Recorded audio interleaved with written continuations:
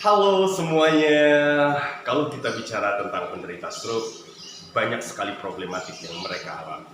Dimulai dari kelemahan otot, di mana otot-otot tidak bisa bergerak, lengannya benar-benar lemah, jatuh, bahunya juga agak jatuh, postur yang tidak seimbang, kemudian tidak bisa berdiri, dimulai dari berbaring, terbaring begitu saja, tidak bisa duduk, tidak bisa berdiri, bla bla bla, apalagi berjalan. Oke, nah ini beberapa fase-fase yang harus mereka alami dan mereka lewati seperti dalam video-video saya sebelumnya.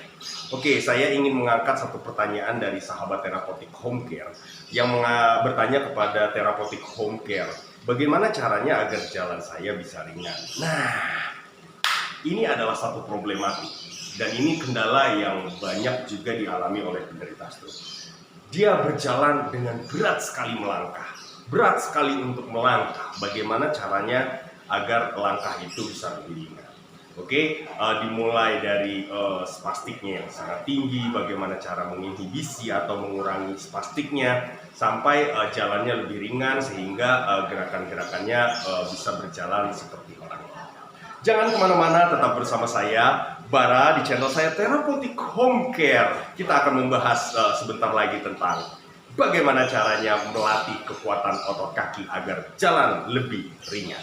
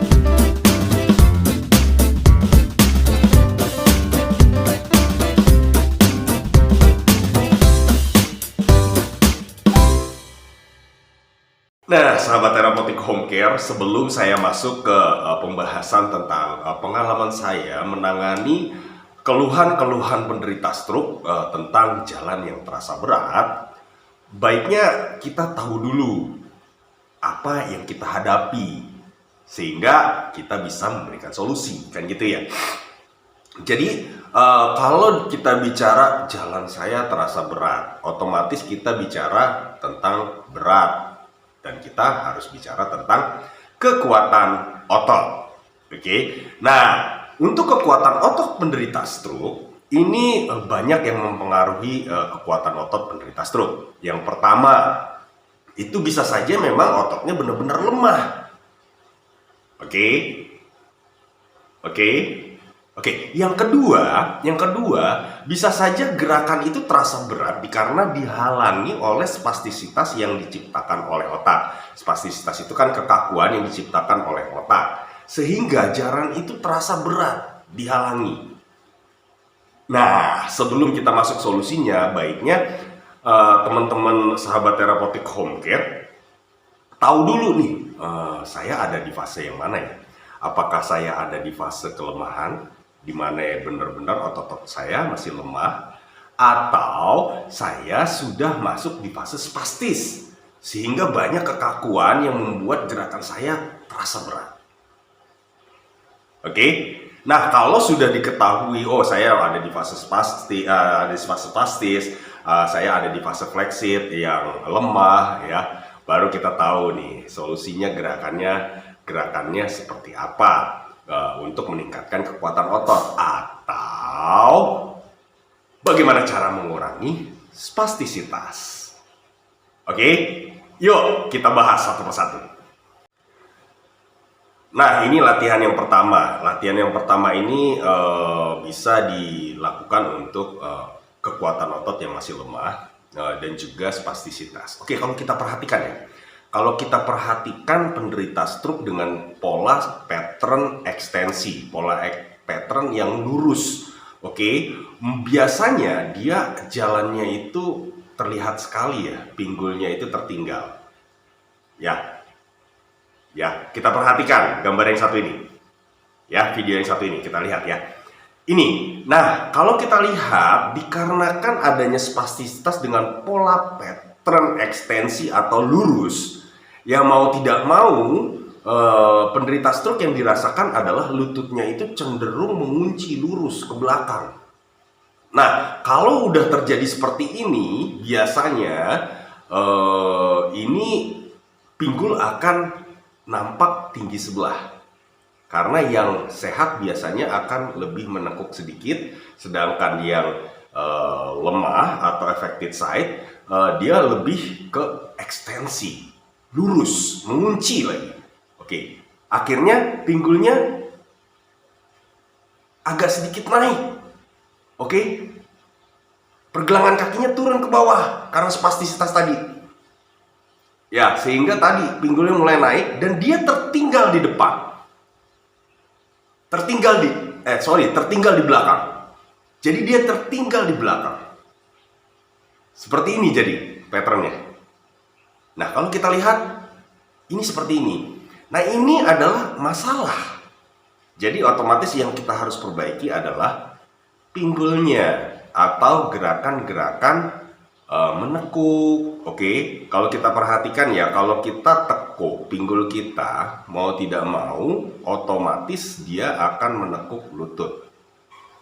Oke, kalau lutut menekuk, otomatis mau tidak mau merangsang tekukan pada pergelangan kaki. Kalau ada tekukan pergelangan kaki, merangsang adanya tekukan atau angkatan pada jari. Oke, semuanya dimulai dari pinggul. Nah, latihan yang terbaik seperti apa? Oke, latihan yang terbaiknya seperti apa? Oke, kita udah bahas sebelumnya di video saya sebelumnya, itu ada yang namanya bridging. Oke, kita bahas lagi ya, kita ulang lagi. Yuk kita perhatikan video yang satu ini. Ini adalah bridging. Oke, kita lihat ya, perhatikan bridging, bagaimana melakukan bridging. Bagi yang belum pernah menonton video saya sebelumnya, bridging itu seperti apa? Bridging itu seperti ini. Oke, tetap tidur telentang. Oke, tidur telentang. Kakinya ditekuk. Oke, lututnya ditekuk. Oke, seperti ini. Oke, kemudian kita lakukan tarik nafas, buang, kemudian naik tulang ekor. Very good. Naik perut. Nice. Naik dada. Lurus seperti ini. Nah, kemudian turun, hembuskan nafas. Turun dada, turun perut, turun tulang ekor.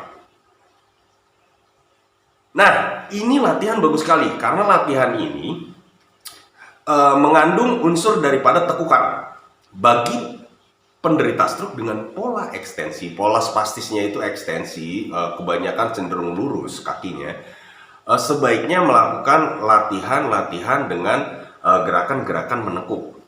Seperti menekuk pinggul, menekuk lutut, ataupun menekuk pergelangan kaki. Nah, melatihnya seperti apa? Pertama, latihan yang terbaik adalah bridging. So, do it bridging. Jangan pernah berhenti melakukan bridging, bridging sampai benar-benar spastisitasnya berkurang, pinggulnya tidak tertinggal saat berjalan, ataupun lebih ringan jalannya.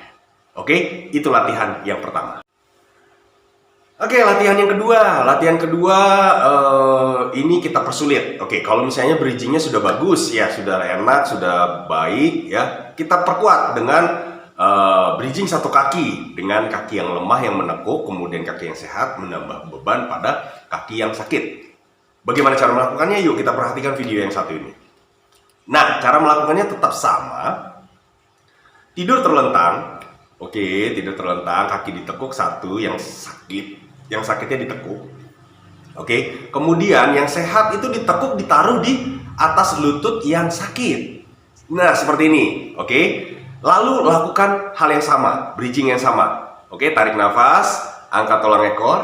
Oke, angkat perut, kemudian angkat dada, lurus. Oke, hembuskan nafas, turun dada, turun perut, dan turun tulang ekor. Oke, very good. Nah, ini memperkuat adanya lutut, kemudian memperbaiki pola pinggul yang tertinggal saat jalan. Oke, jadi pinggulnya lebih condong ke depan saat melangkah. Oke, ini latihan yang kedua. Nah, sekarang latihan yang ketiga. Latihan yang ketiga kita tambah dengan memperkuat otot paha bagian dalam sehingga jalannya itu tidak melingkar. Kita pergunakan seperti biasa bola. Oke, kita perhatikan video yang satu ini. Oke, tidur terlentang masih sama. Oke, kita taruh bolanya di antara lutut. Oke, kemudian kita jepit lutut atau bolanya itu, mempertahankan bolanya itu supaya tidak jatuh. Jadi diusahakan untuk menjepit bolanya. Oke, kemudian lakukan hal yang sama, bridging dengan bola. Oke, bagaimana cara melakukannya? Oke, jepit bolanya. Oke, lalu tarik nafas, angkat tulang ekor, angkat perut, angkat dada, kemudian hembuskan nafas, turun dada, turun perut, dan turun tulang ekor. Oke, ini lakukan latihan ini sehingga juga bisa memperbaiki pola jalan yang agak sedikit melingkar. Oke, ini latihan yang ketiga.